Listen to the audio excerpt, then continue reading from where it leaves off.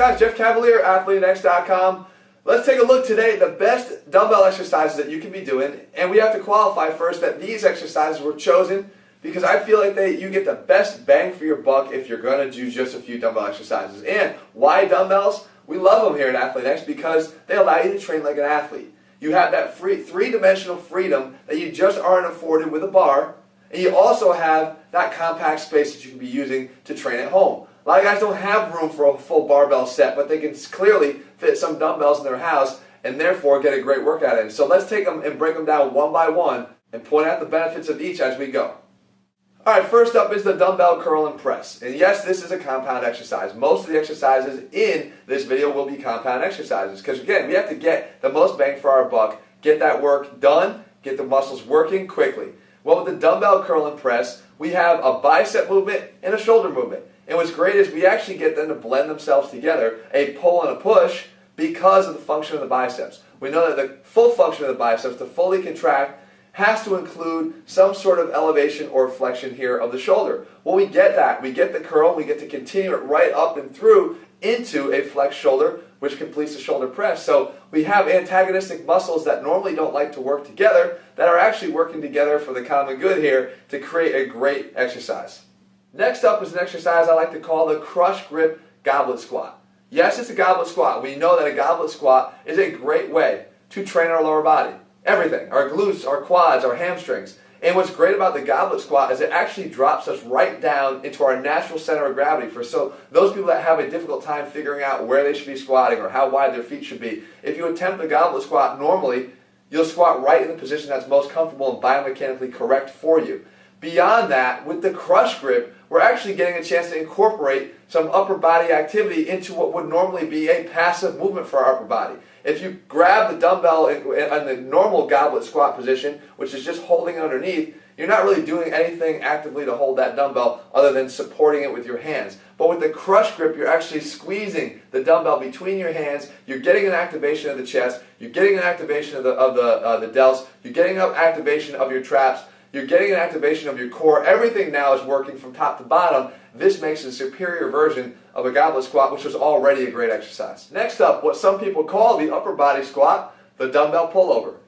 I've covered the dumbbell pullover now in two references. One as a back exercise and one as an upper chest exercise. And you know what? I don't care how you do it. It's all in the technique. Either way, this is one of the best exercises you can do, especially if all you got is one dumbbell.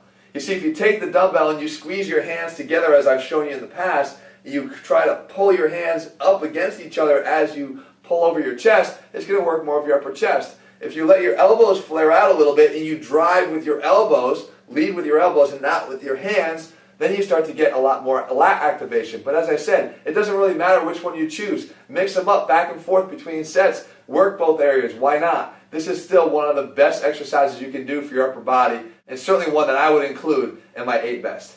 Back to the 2 dumbbell exercises, and this is one that a lot of guys still haven't caught on to the value and benefits of it, and it's a traditional farmer's carry.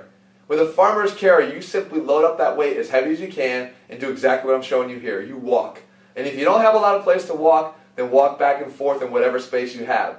The fact of the matter is that trying to hold on to these dumbbells becomes infinitely more challenging when you add movement with your lower body. You can try to just stand here and hold dumbbells, it will be that much easier, but it's when you have that weight shift going on and the fact that your core has to then stabilize from right to left when you're in single leg stance, it just makes it that much more demanding and your grip tends to give out a lot faster. Now, it's not just a grip and forearm exercise. It's also a very demanding upper back, mid-back exercise.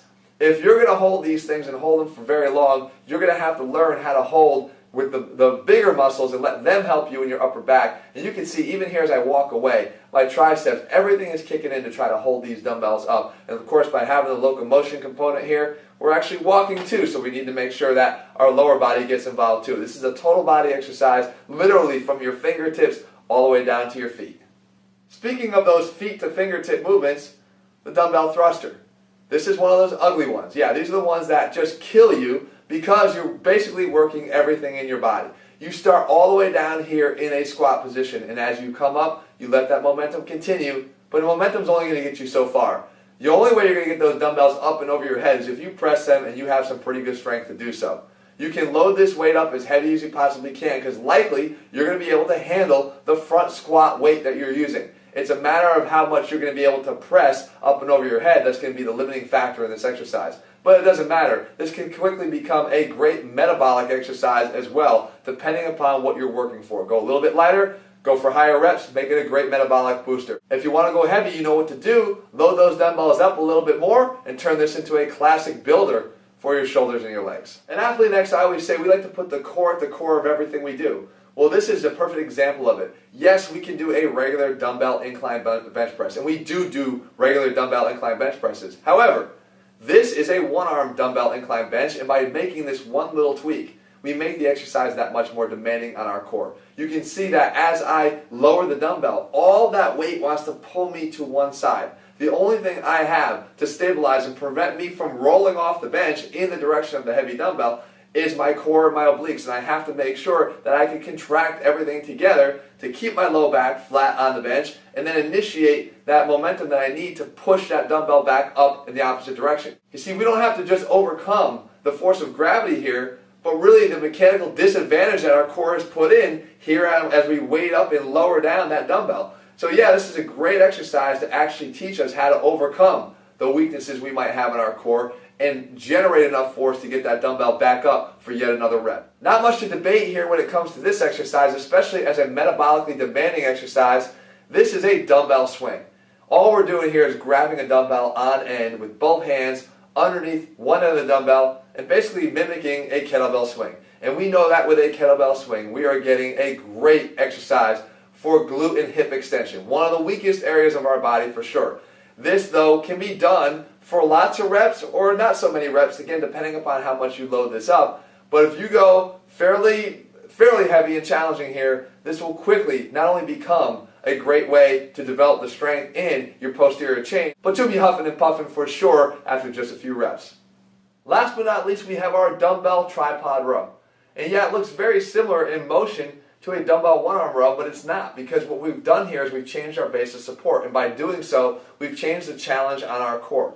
With a regular dumbbell one-arm row, we have one arm and one knee on the bench, and the dumbbell's held fairly close to our center of gravity. But when we go back to the version I'm showing you here, the tripod setup, we've got a wider base of support. Our center of gravity is still towards the center here, and we have one dumbbell that's held more out to the side, a little further away from our center of gravity. You'll feel it even on your very first rep if you try this variation, that you have more of a challenge actually holding your body still and straight as you move the dumbbell than you would on a traditional one arm, one leg up, because your body is much more imbalanced that way. However, it's more athletically inclined here because both feet are on the ground. We're in a more athletic position here on our feet, knees bent, butt out. I like this version better. So there you have it, guys. There's my 8 favorite dumbbell exercises, each one with a justification of why it's on this list, and some even new to Team Athlete. But that's just where it starts, guys. These are just dumbbells. It's just a tool of the trade. I want to know is, are you going to bring the intensity and motivation to your workouts to execute these exercises properly to get the most out of them? You see, that's where this is all the beginning.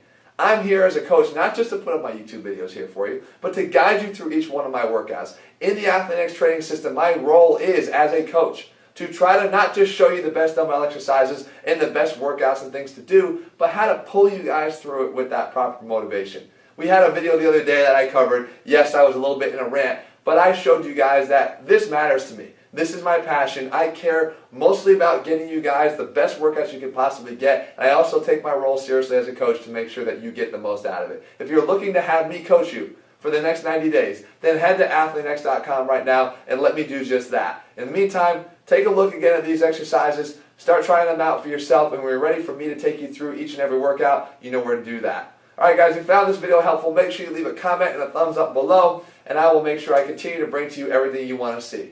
Alright guys, I'll talk to you again real soon.